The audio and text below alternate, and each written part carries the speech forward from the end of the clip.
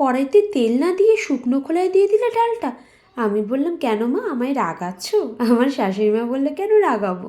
আমি বললাম, তোমার কাছ থেকেই তো শেখা, তুমি না আগে করতে শুকনো খোলায় ডাল ভেজে।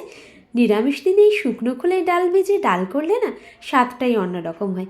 আর এর সঙ্গে আর একটা টুইস্ট আছে, সেটা হচ্ছে একটু ভাজা মশলা।